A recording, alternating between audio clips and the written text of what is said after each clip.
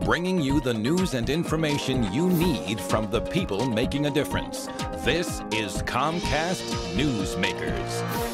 And welcome to Comcast Newsmakers. I'm Sabrina Register. We are here at the Olympic Sculpture Park along the Seattle waterfront, and I'm joined today by Travis Phelps, spokesperson for Washington State Department of Transportation. Thanks so much for being here Thanks today. for having me, Sabrina. We've got a lot to talk about, a lot going on as far as construction in 2009, and this is going to start a lot earlier. People are used to big construction projects taking place in summer when a lot of people are on vacation, but not the case this year. Right, this year, 2009 construction season, the longest and probably most challenging for drivers that we've seen to date. Bottom line is our infrastructure is aging, it's getting to the end of its lifespan, and if we want to begin work on other projects like the viaduct of the 520 bridge, this year is our time window to start making those major repairs. So starting in February, massive reconstruction of a lot of the worst sections of I-5. We'll be repaving the worst damaged, most bumpy sections between just south of downtown to the King-Snohomish County line. What that means for drivers is you can expect weekend closures. I-5 reduced down to as little as one lane every weekend for basically February through March. Wow. I mean, that's big, because even though it's the weekend, we know that I-5 can really back up on a Saturday afternoon. All right, you're headed downtown to do some shopping. You've got people in and out of town. You've got tourism. You have Mariners games. All these things we're taking into account.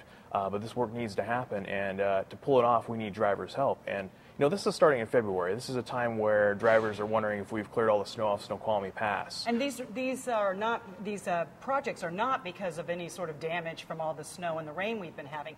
This is because these are aging structures, correct? Right. This is aging infrastructure. I-5 was basically thrown through Seattle in the 60s. We have done little to keep it up, or actually rebuild new pavement between that time and now. So all that freight, the hundreds and hundreds of thousands of cars that travel over this all the time, you're seeing our infrastructure start to fall apart, and we need to make sure it stays in good enough shape so when we begin work on other projects, it's still around.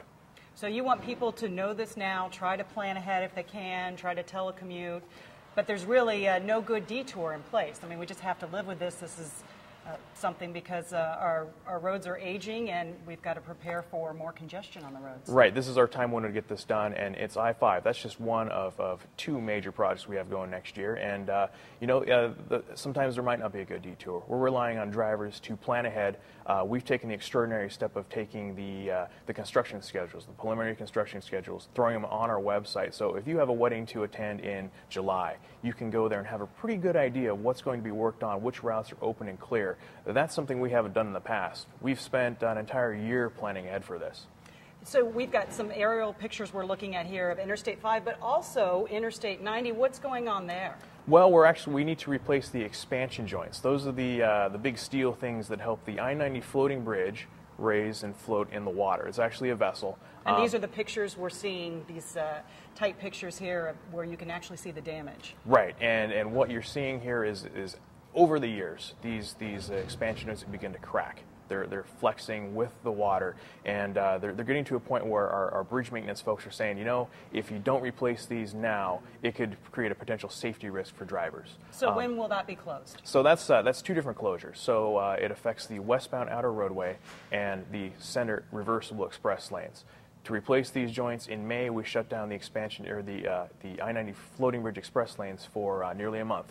These joints are massive. It's going to take some time to actually rip these out of the bridge. So that's the month of May. Fast forward to July, you see the westbound outer roadway shut down for another month as we replace even bigger joints in that bridge. So for commuters who are going to and from the east side, going to Mercer Island, and even going to and from Seattle, this will affect a portion of your commute, and it's something you need to start planning ahead for now.